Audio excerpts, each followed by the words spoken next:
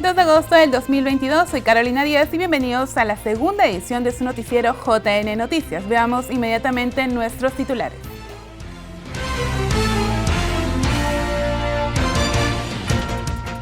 Este 3 de agosto, el Jurado Nacional de Elecciones brindará asistencia técnica electoral a organizaciones políticas. OMPE informa que votación del 2 de octubre iniciará a las 7 de la mañana y culminará a las 5 de la tarde. Y en la edición de hoy, el Comité de Fact-Checking nos enseña cómo identificar una noticia falsa.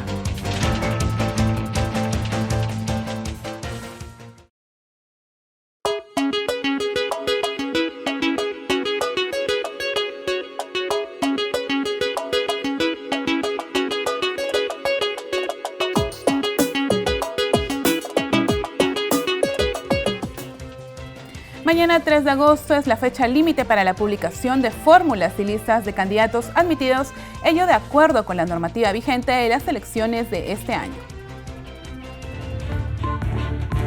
Este 3 de agosto es la fecha límite para la publicación de fórmulas y listas admitidas para participar en las elecciones regionales y municipales.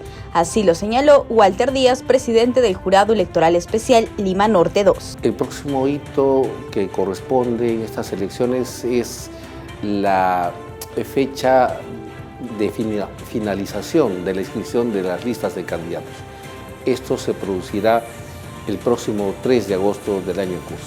Como se conocen, las fórmulas y listas de candidatos regionales admitidas deben ser publicadas en el portal electrónico institucional del JNE y en el panel del Jurado Electoral Especial que emite la resolución de admisión según los reglamentos. Es así que los jurados electorales especiales vienen desarrollando sus funciones de acuerdo al cronograma electoral de las elecciones subnacionales. Asimismo, destacó que sucede tras esta fecha límite. Después de la inscripción de las listas de candidatos, todavía está vigente, puede habilitarse un tiempo de impugnación en tachas y también exclusión de candidatos. Esto va, según la normatividad, se produce hasta 60 días antes de las elecciones. Esto es hasta el 2 de septiembre, que se tiene fecha para la finalización de los pronunciamientos en temas de tachas, exclusión o renuncia de candidatos. Cabe destacar que cada plazo fijado se encuentra en el respectivo cronograma electoral aprobado por el Pleno del JNE para los comicios de este año. La plataforma Voto Informado ya está habilitada para que la ciudadanía conozca a los más de 89,000 candidatos para las elecciones de este año y principales datos de sus postulaciones. El Jurado Nacional de Elecciones puso a disposición de la ciudadanía y los medios de comunicación su renovada multiplataforma electrónica Voto Informado, en la que podrán conocer los planes de gobierno y hojas de vida de las personas que postulan a cargos de gobernadores, consejeros regionales, alcaldes y regidores provinciales y distritales en las elecciones de este año. A los cargos de gobernador, vicegobernador, consejeros regionales, alcaldes y regidores provinciales y distritales. En esta plataforma digital, como vamos a ver más adelante, Paloma, vamos a encontrar las hojas de vida de cada uno de los candidatos y, por supuesto, también los planes de gobierno de las más de 11,000 organizaciones políticas en las regiones, distritos y provincias de nuestro país. Plataforma en la que puede ingresar desde cualquier PC o móvil mediante el link votoinformado.jne.gov.p/voto. Permitirá revisar de una manera amigable y segura información de los partidos políticos y movimientos regionales. Un primer paso para que toda la ciudadanía tenga este acercamiento con el proceso electoral es conocer información básica de este proceso, como por ejemplo, cuándo se van a realizar las elecciones, qué cargos se van a elegir y cuáles son las responsabilidades y funciones. En esta página, como pueden observar, hay preguntas frecuentes que nos hacemos y de manera amigable damos respuestas a cada uno de ellos. Igualmente, si el voto es obligatorio. El electorado podrá identificar las fake news que se identificaron en el marco del proceso electoral, esto en la sección del verificador de noticias falsas. En otro apartado se encuentra el instrumento Dashboard Electoral, donde analiza y visualiza indicadores de la participación de las organizaciones políticas, datos fundamentales para reflejar el estado de las elecciones. Y con el objetivo de fortalecer los conocimientos de candidatos sobre la normativa electoral y que desarrollen una campaña transparente, el JNE brindará asistencia técnica electoral a organizaciones políticas mañana 3 de agosto. El Jurado Nacional de Elecciones ofrecerá este miércoles 3 de agosto un taller de asistencia técnica virtual a los afiliados y afiliadas de partidos y movimientos regionales de todo el país que participan en las elecciones de este año. El objetivo de esta actividad es fortalecer o actualizar los conocimientos sobre la normativa electoral, a fin de que las organizaciones políticas cumplan de manera transparente y democrática las normas que regulan la campaña electoral. La temática del taller girará en torno a la propaganda electoral y conductas prohibidas de los candidatos y candidatas en la campaña electoral. En este aspecto es importante que se comprendan las reglas para la difusión de la propaganda electoral y las medidas a seguir para evitar conductas prohibidas, entre ellas entregar o promover dádivas o regalos por parte de los candidatos. Podrán acceder a la reunión ingresando al link publicado en las redes sociales de Voto Informado.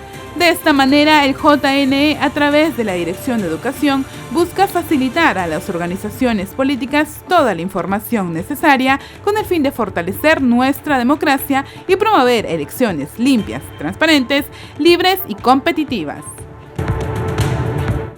Y según el cronograma electoral, hasta el 18 de agosto los jurados electorales especiales pueden excluir candidatos por omisión o falsedad en hojas de vida. Ciudadanos pueden interponer denuncias debidamente fundamentadas por estos motivos ante los jurados electorales especiales correspondientes.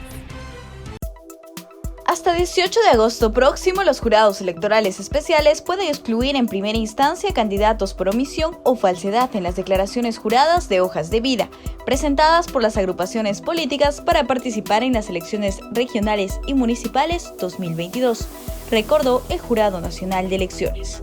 De acuerdo al artículo 23 de la Ley de Organizaciones Políticas, se excluye a un postulante cuando no consigne las sentencias condenatorias firmes por delitos dolosos que le hayan impuesto y las vinculadas al incumplimiento de obligaciones familiares o alimentarias contractuales, laborales o por violencia familiar. Igualmente, cuando el candidato no declare en su hoja de vida los bienes y rentas que posea, conforme a las disposiciones previstas para los funcionarios públicos. También se aplica esta medida por incorporar información falsa en este documento en los campos mencionados. Se precisa que los jurados electorales especiales no pueden disponer la exclusión de un postulante cuando la omisión de la información corresponda a bases de datos o registros públicos a cargo de las entidades del Estado, conforme lo señalan los reglamentos de inscripción de candidatos del JNE, tanto para los comicios regionales como para los municipales. Si bien es cierto que la fecha límite para resolver la exclusión de candidatos en primera instancia recae en el 18 de agosto, ante posibles apelaciones al Pleno del JNE que tengan lugar por estos casos, el plazo máximo que tiene el citado colegiado para pronunciarse es el 2 de septiembre próximo, según lo establece el cronograma electoral para las elecciones regionales y municipales 2022.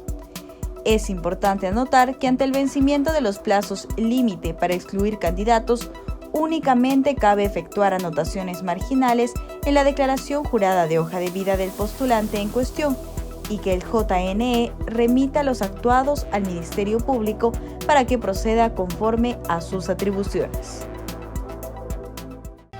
Y el Jurado Nacional de Elecciones fiscaliza el proceso de impresión del acta padrón para las elecciones subnacionales. Veamos.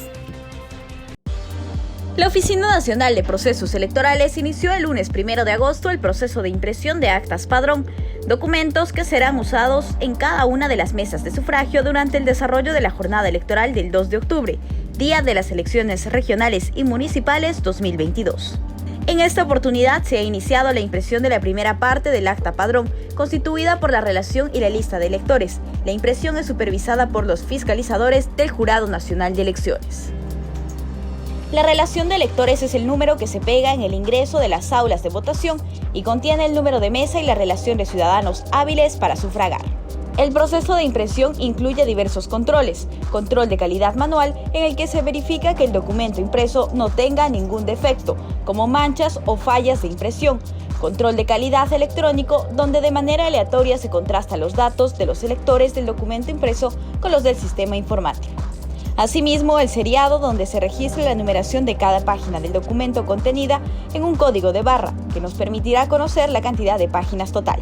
La impresión oportuna de las actas padrón permite a la OMPE contar con parte del material electoral de manera anticipada, lo que permitirá un desarrollo organizado del proceso electoral.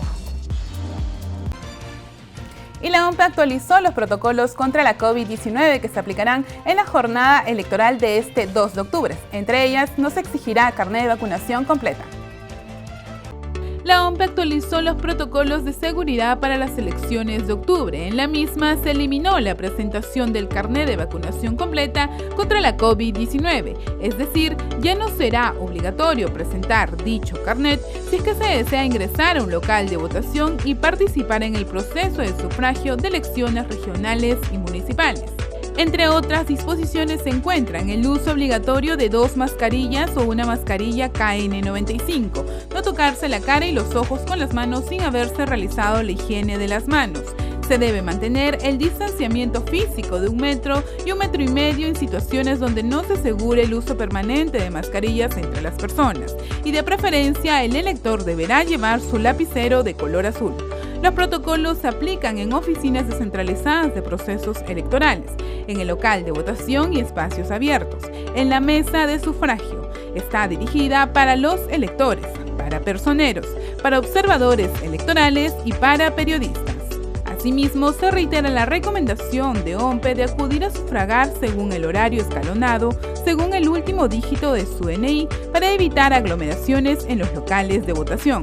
En el caso de los adultos mayores, mujeres embarazadas y personas con discapacidad y de riesgo, se les sugiere acudir a votar entre las 2 p.m. y las 5 de la tarde.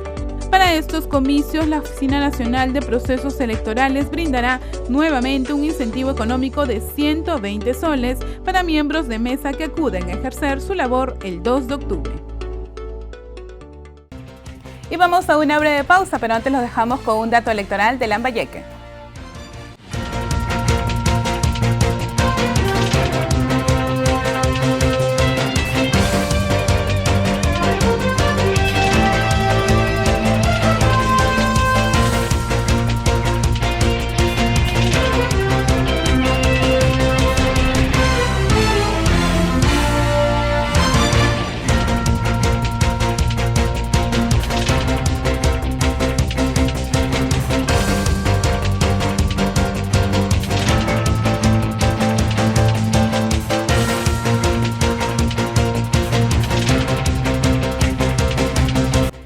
Gracias por continuar en JN Noticias. Les contamos que el jefe de la OMPE, Piero Corbeto, confirmó el horario de votación del próximo 2 de octubre. Será de 7 de la mañana a 5 de la tarde. Más detalles en la siguiente nota.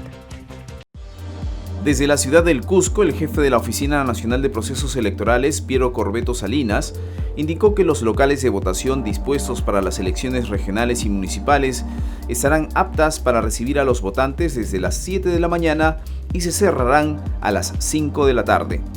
Corbeto indicó que se reducirá la aglomeración de los electores 4 veces más dentro de los centros de sufragio. Además, reiteró que el carnet de vacunación ya no será indispensable para ejercer el derecho ciudadano al voto. Es importante mencionar que durante los últimos procesos electorales, la OMPE recomendó un voto escalonado, el cual prevé un horario de sufragio en función del último número del Documento Nacional de Identidad y además priorizar un horario especial para personas con algún tipo de vulnerabilidad, embarazadas y adultos mayores. Al término de su visita al Cusco, el jefe de la OMPE agradeció al general Fernando Tazaico Bollo del Ejército Peruano y al general Pedro Villanueva de la Policía Nacional del Perú, con quienes coordinó las medidas de seguridad que se realizarán en las elecciones regionales y municipales del 2022. Y hasta el viernes 5 de agosto, los candidatos para las elecciones regionales y municipales podrán participar de los talleres de capacitación para la declaración jurada de intereses de carácter preventivo. Hasta el 5 de agosto, los candidatos podrán capacitarse sobre la declaración jurada de intereses de carácter preventivo. La Contraloría General de la República invita a candidatos y candidatas, representantes y partidarios de las organizaciones políticas a participar de los talleres de capacitación para la declaración jurada de intereses de carácter preventivo en el marco de las elecciones subnacionales. Hasta este viernes 5 de agosto podrán participar del taller. Para inscribirse lo pueden hacer a través de la plataforma que brinda la Escuela Nacional de Control de la Contraloría. La capacitación tiene por objeto dar a conocer los lineamientos normativos y operativos a fin de efectuar una impecable declaración jurada. De acuerdo a la información que ofrece la Contraloría, la capacidad de capacitación es para 10.000 participantes. Es importante mencionar que si usted es candidata o candidato a cargo público, tiene la obligación de declarar sus datos laborales y personales, así como su grado de instrucción, parentesco y otra información relevante. En el caso de los funcionarios, esta declaración ante la Contraloría se hace al inicio de sus funciones, al cumplirse un año o al producirse el cese o la culminación del vínculo laboral o contractual. Y ahora la entrevista está a cargo de mi compañera Paloma Barreto sobre la nueva plataforma Voto Informado.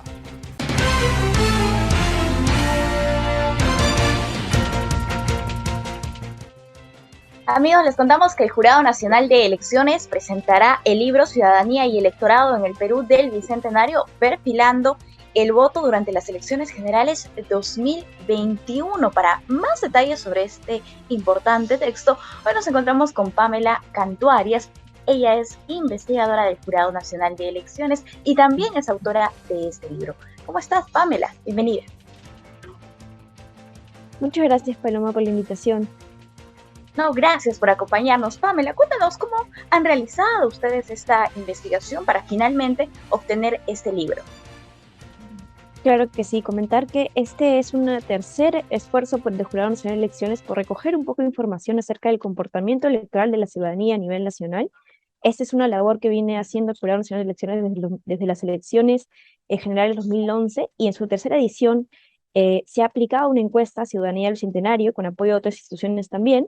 Y justamente lo que busca esta investigación es presentar un poco los resultados de esta encuesta, complementándolo también con algunos alcances de un enfoque más cualitativo, porque en esta tercera edición del estudio hemos también incorporado grupos focales, ¿no? Que es la primera vez que se realiza este tipo de levantamiento de información que complementa los resultados recogidos a través de la encuesta, y básicamente lo que buscamos es comprender un poquito los aspectos más actitudinales de la ciudadanía en torno a cómo elige el voto, qué factores influyen en la decisión del voto, en qué momento se toma la decisión del voto, y también comprender un poco cómo es el estado de la participación ciudadana en el contexto electoral, ¿no? Entonces, un poco lo que condensa esta publicación son los principales resultados de esta encuesta, complementándolo con los hallazgos de los grupos focales que hemos realizado en 5 ciudades a nivel nacional, entre ellas Lima, Tarapoto, Trujillo y Huancay.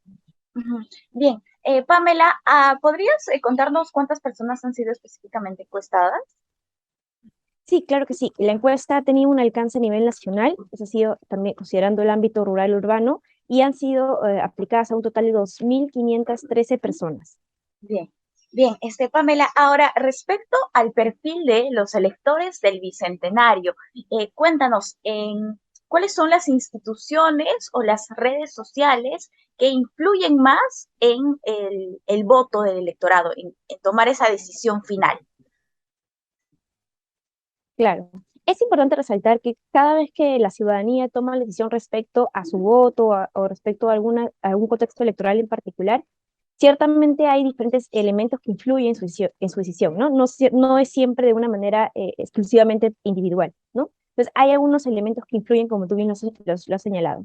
Desde 2011, en realidad, hemos visto que las preferencias los actores o las instituciones que influyen en la ciudadanía para la elección o selección de su voto, ciertamente se mantienen muy similares. Entre ellas podemos resaltar el caso de los medios de comunicación y las redes familiares principalmente, ¿no? Y contrariamente, los elementos que han disminuido en comparación a otros años ha sido, por ejemplo, la iglesia, las instituciones de la iglesia y también incluso algunas actividades propias de las candidaturas, como por ejemplo el acercamiento o las visitas a los barrios, a las comunidades, a la vecindad, ¿no? El vecindario. Esos son algunos de los elementos que hemos visto que ha cambiado también a lo largo del tiempo, considerando que también este estudio es comparado, ¿no? Como les decía, esta es la tercera edición que hacemos de ese estudio y vemos algunos cambios y continuidades que también se mantienen, ¿no? Principalmente sobre la influencia que tienen los medios de comunicación y la familia. Incluso también hemos visto algunas diferencias a nivel de los grupos de edad. Las personas jóvenes confían un poquito más en los medios de comunicación para influir en su voto, ¿no? Que difiere un poquito entre los grupos de personas adultas mayores de 40 años que en realidad tienen una confianza muy baja en estos medios de comunicación. Claro, ¿y en qué momento los electores suelen decidir este voto? Perfecto. En los últimos años, como hemos visto, la tendencia se ha mantenido básicamente igual, ¿no? La ciudadanía en general suele decidir su voto entre un mes antes de la campaña y el día de la elección. A grosso modo, podríamos decir que aproximadamente el 70% de la ciudadanía elige su voto en el último mes de la campaña electoral. Por eso que quizás también vemos coyunturalmente que hay mucho más movimiento en el último mes cuando se desarrollan las elecciones, ¿no? Y hemos visto que en comparación al 2011... ¿Cuáles serían las razones del voto? Hay algunos elementos que también influyen en la decisión de las personas, ¿no? Hemos visto que hay algunas características más programáticas o más relacionadas a las propuestas, los planes de gobierno, que son muy importantes para la ciudadanía, y son estos los principales elementos que influyen o que priman en las razones del voto de la ciudadanía, pero también hay algunos elementos que están más relacionados a la vinculación con los candidatos o las candidatas, que tienen que ver con las características personales que podrían proyectar estas candidaturas, ¿no? Y entre ellos se distingue, por ejemplo, la característica o la sensibilización de honestidad que puede proyectar el candidato o la candidata. Estas dos son las principales razones que los electores y las electoras han priorizado como las principales razones del voto. Claro. Ahora, otro aspecto que nos parece importante es cómo observan los ciudadanos al Jurado Nacional de Elecciones, cuál es la imagen que tienen de y respecto específicamente de su labor en el contexto de los procesos electorales. Sí, hemos visto que en su mayoría la evaluación de la labor de los entes electorales en general ha sido evaluada por la ciudadanía como regular. Pero esto va acompañado también de una evaluación de la confianza que tiene la ciudadanía en general, y entre los tres entes electorales que conforman, ¿no? el sistema electoral en nuestro país, ciertamente el que tiene mayor confianza es la RENIEC, seguidamente del Jurado Nacional de Elecciones y finalmente la OMPE, ¿no? Y aquí también cabe resaltar que entre la ciudadanía uno de los aspectos que más se resalta o que más positivamente se evalúa por parte de la ciudadanía es la labor educativa y la labor jurisdiccional que tiene el Jurado Nacional de Elecciones dentro del proceso electoral. Y eso es una cifra bastante importante porque ciertamente la labor educativa, la labor de formación cívica es algo que está calando entre la ciudadanía y tiene un aspecto muy positivo por parte de ella, ¿no? Bien, listo. Pamela, entonces el Jurado Nacional de Elecciones va a presentar esta publicación en la Feria Internacional de Libros. Hacemos la invitación. Sí, bueno, invitamos a la ciudadanía en general a que pueda visitarnos en la Feria del Libro el día de mañana. A las 4 de la tarde estaremos haciendo el lanzamiento, la presentación oficial del libro. Contaremos con la participación de dos grandes comentaristas, entre ellas Adriano Urrutia y Hernán Chaparro, y invitamos a la ciudadanía en general que pueda acceder al libro también a través del fondo editorial, y muchas gracias por la invitación. Efectivamente, en la Feria del Libro estamos específicamente en el stand número 85. Muchísimas gracias, Pamela, por acompañarnos. Gracias a ustedes. Hasta la próxima oportunidad. Nosotros vamos a hacer una pausa. Volvemos.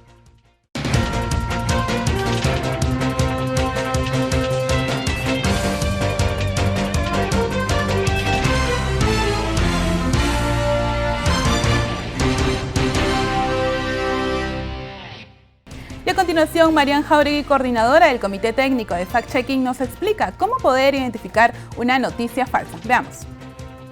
¿Alguna vez has sido víctima de la desinformación? A continuación te explicamos cómo suelen presentarse estos casos en las redes sociales.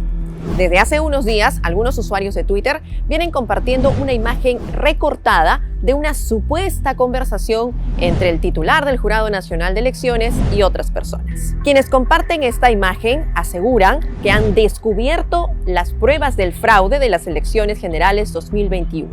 Veamos a continuación qué particularidades se encontraron. Por lo general, estas cuentas de Twitter no se identifican con un nombre propio ni con una fotografía. Y es más, utilizan un seudónimo. Utilizando algunas herramientas digitales, dimos con la imagen original y con la cuenta desde la que se inicia la cadena de desinformación. El autor o autora de la cuenta señala que se trata de una historia inventada de fraude en el Perú y remarca además que es una obra literaria sin ningún hecho real. Es evidente que se trata de una información tendenciosa que busca confundir y engañar a la población. Si ves una noticia en redes sociales o recibes una información por WhatsApp, pregúntate si la fuente es confiable. Si te genera dudas, no la compartas. No contribuyas a esparcir el virus de la desinformación.